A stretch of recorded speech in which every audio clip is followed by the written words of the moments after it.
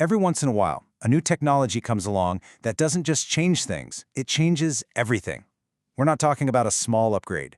We're talking about a complete rewiring of an entire continent. This is the story of the moment humanity learned to create metal, and how that single discovery, giving us things like the first true swords, literally forged a new Europe. So how did this all start? Well, it begins with a really simple question. What happens when you mix fire and rock? I mean, for most of human history, the answer was, well, not much. You just got hot rocks.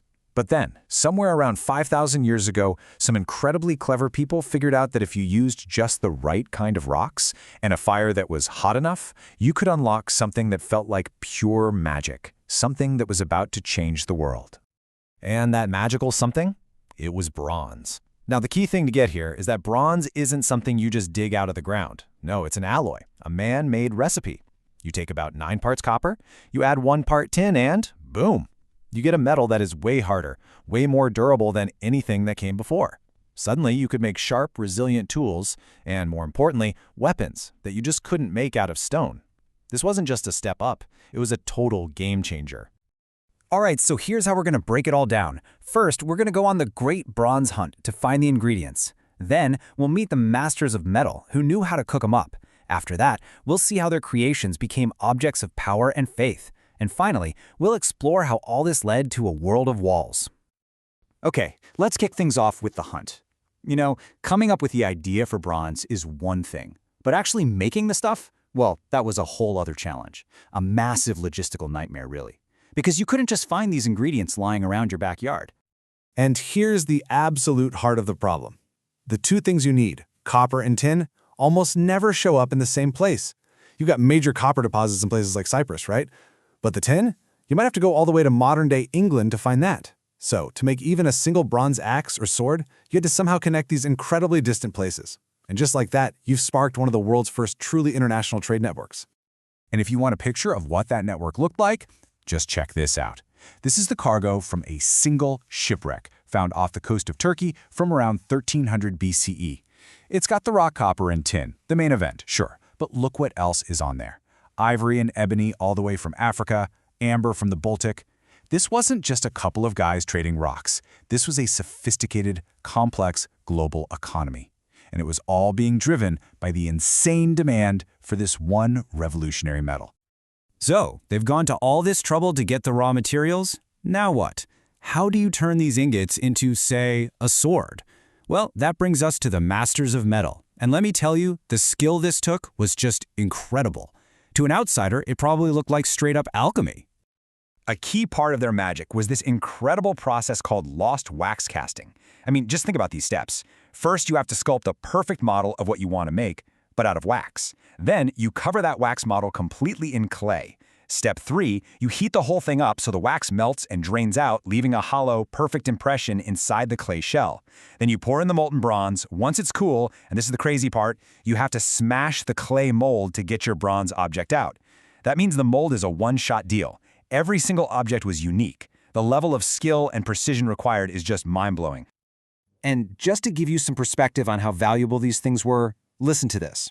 This quote is actually about making a top-of-the-line stone axe from the time before bronze.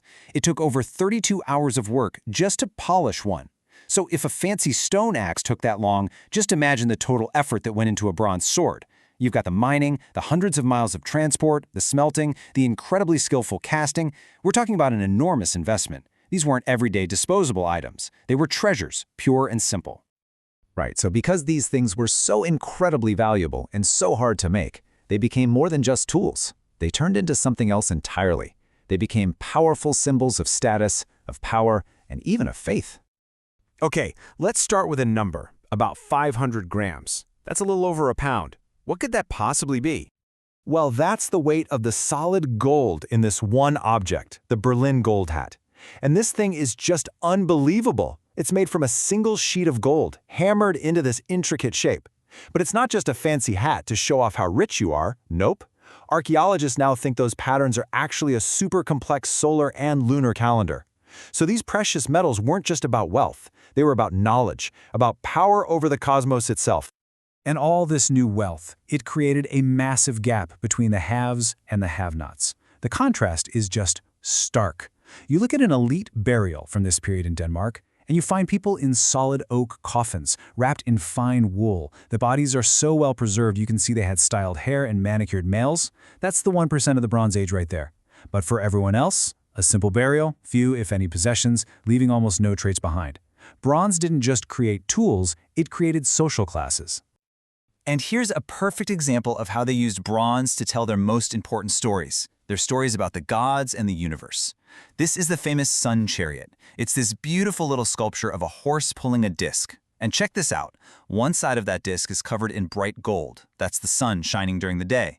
The other side is dark, for the sun's journey through the underworld at night. It's literally an entire belief system, a whole cosmology, captured in a single piece of metal. But there's a darker side to this story, because the very same technology that created all this beauty and all this wealth, well, it also fueled competition, and when you have valuable stuff, other people want it. That leads, almost inevitably, to conflict.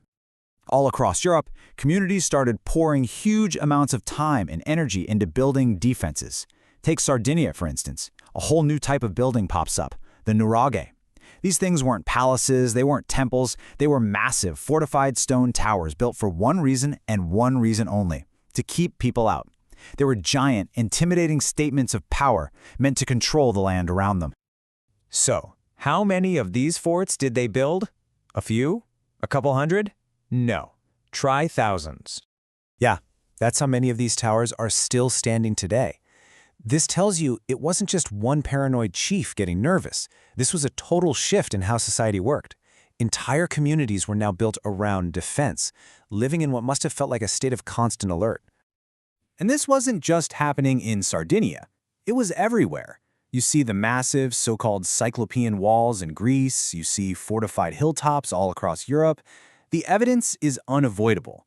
The more valuable stuff people had, like bronze swords and jewelry, the bigger the walls they needed to build to protect it all.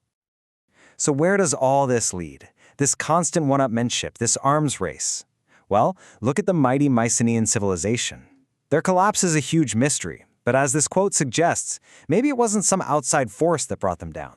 Maybe, just maybe, the very system of competition and warfare that bronze made possible just spiraled out of control. Maybe the whole thing just became too expensive, too exhausting, and the civilization collapsed under its own weight. And that leaves us with a pretty big question, doesn't it? The Bronze Age gave us so much: global trade, breathtaking art, a new connection to the cosmos. But it also gave us giant walls, a divided society, and weapons that made organized warfare deadlier than ever before. So, was this incredible leap forward really progress, or was it just the prelude to a whole new kind of war?